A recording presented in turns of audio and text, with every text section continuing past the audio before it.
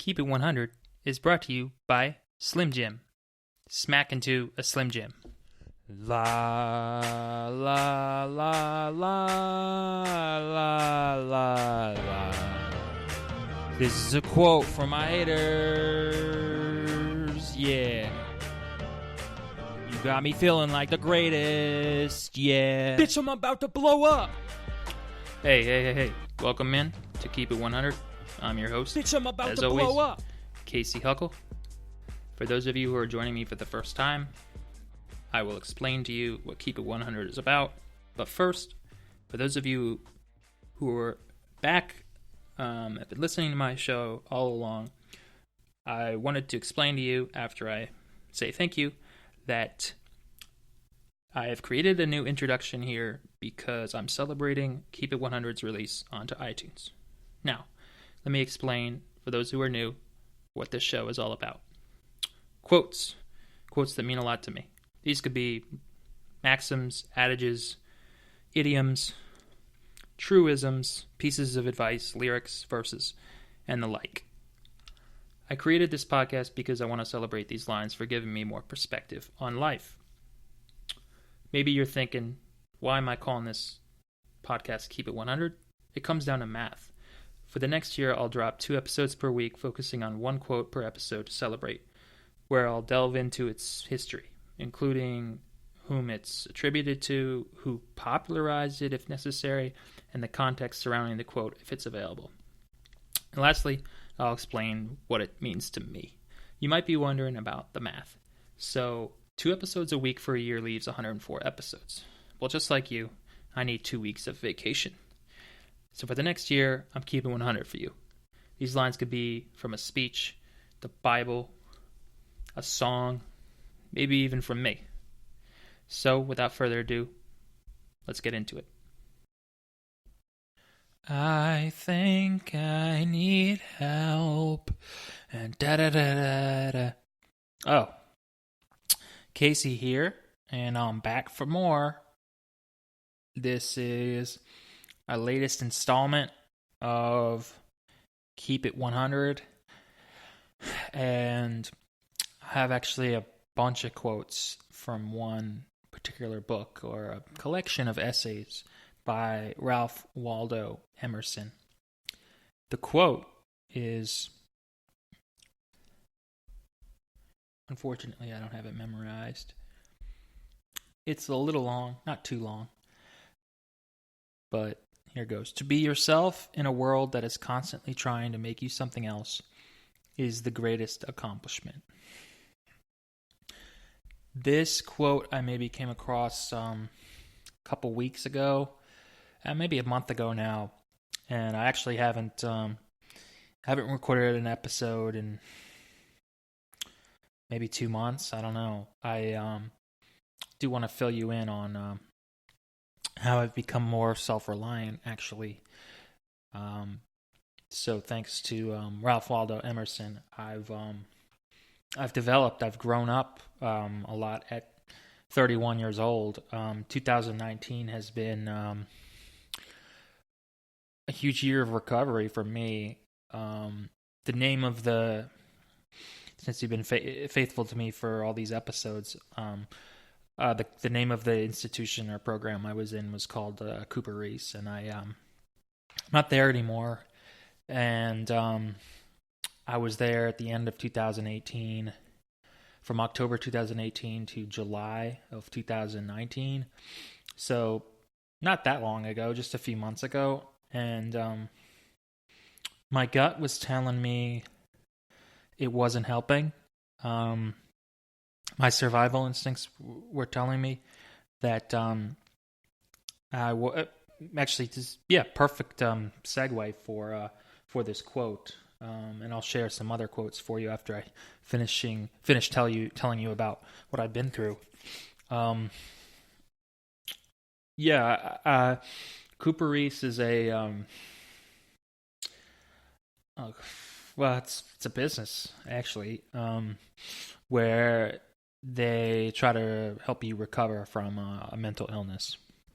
And I haven't said this in a while, and maybe people close to me would disagree, but I don't really have your like typical, put in a box standard mental illness. I just really started to hate myself, and I started to become too dependent on others and not self-reliant. And Cooper Reese just perpetuated that. Actually, it didn't help me go in the reverse direction of being independent, we'll say. And because of that, my mental health didn't improve that much. It was, I can't even say it was that much fun going there, because I was stuck in one building 24/7. If I wanted to leave, I needed to get permission. I didn't have my car until the very end. And after 8 months, I figured that was way too long for me to be cooped up in one particular building in one program. And I'm just the opposite of the kind of person who's maybe detached, lazy, immobile. I'm an adventurous person. I'm an adventurous soul, a Renaissance soul. And so, yeah, to put it simply, Cooper Reese didn't resonate with me. Nothing against the people. They're nice there. But, for example, I was scared to put on this podcast. I was scared to drop the name Cooper Reese while I was recording this podcast. But fuck that, too much red tape there, too. I think the state oversaw what they were doing, and fuck the state, fuck the government too.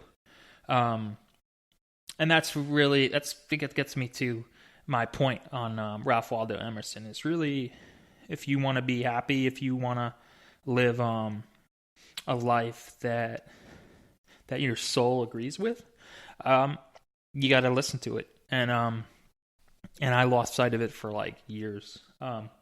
I don't know. I believe that when I moved to Los Angeles, 2013, I was going to become like rich and famous overnight. I still have those fantasies, but I don't listen. I know better than to follow them. And that's kind of been a big issue for me personally, in my adult life. And now I'm trying to live a life more of like, yeah, I'm going to do my own thing. And I don't care how rich I get. I don't care. I care about how attractive I am, I guess, because I like female attention still. But I don't know. I'm still young, so that's understandable. But ultimately, the reason why I'm dropping this quote on you, and I'll share a few more from his collection of essays, from Self-Reliance, is really, believe it or not, you can make others happy and not yourself happy. And I think ultimately growing up is all about finding people that validate you externally, but not too much, but that people who really have the same values as you. And that's what in listening to Mark Manson's book on tape, Audible, The Subtle Art of Not Giving a Fuck, it's my favorite book.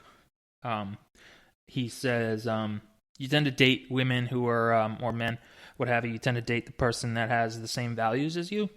And I hadn't really thought about my values in so long that of course I lost sight of myself. I started making decisions that, like, really important decisions for me from my parents. Like they were, it was like I was in a fucking nursing home.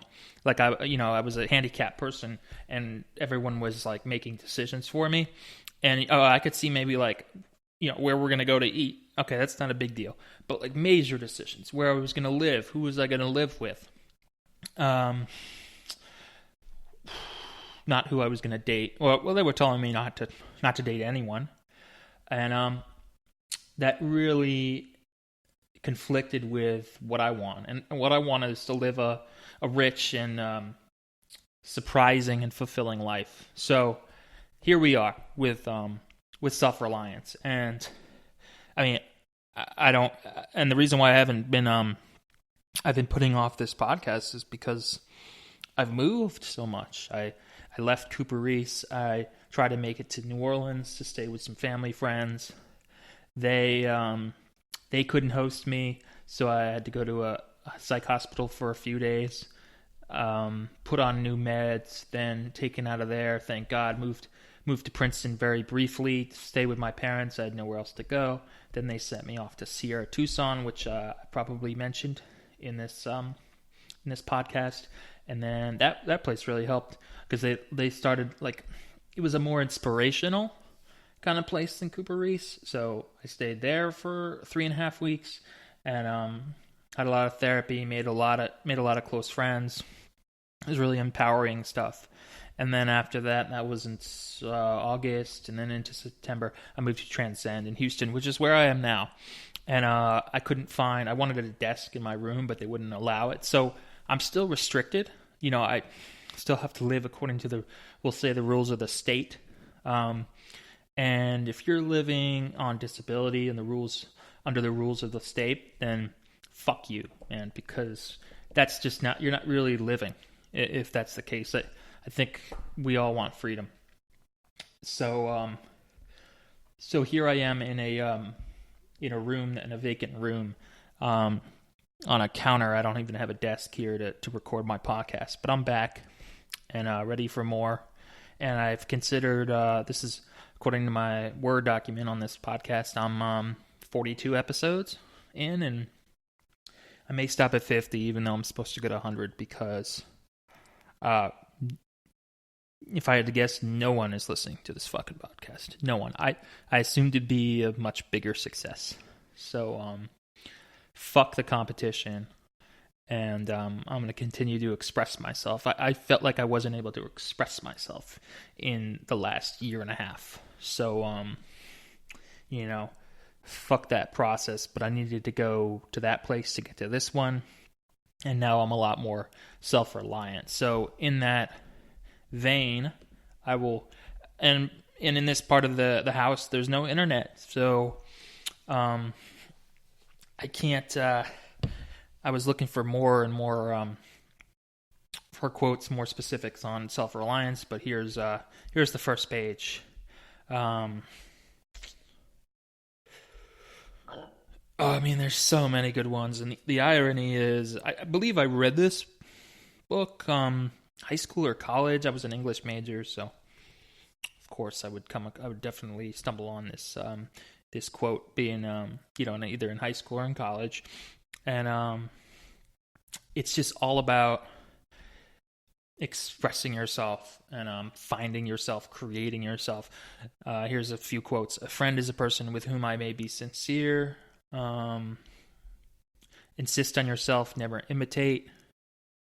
These are just the first sentences of these quotes. The objection to conforming to usages that have become dead to you is that it scatters your force. It loses your time and blurs the impression of your character. Truth is the summit of being. Justice is the application of it to affairs. I hate the prostitution of the name of friendship to signify modish and worldly alliances. So, never compromise yourself to please someone else or get the validation from someone else.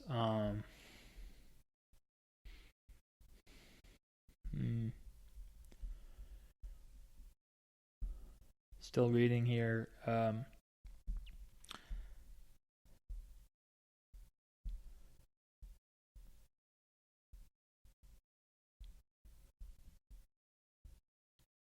For nonconformity, the world whips you with its displeasure.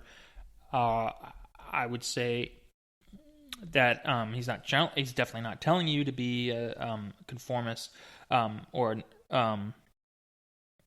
he may be saying, well, that's more of a negative quote. But that quote would be, the world whips you with its displeasure. The book is about how, based on the first quote I shared with you, the one that I came across like a month ago, people are going to tell you, I think we're all constructed based on ancestral values of, like, stories passed down from our ancestors on how to live, how to be safe, because we're all afraid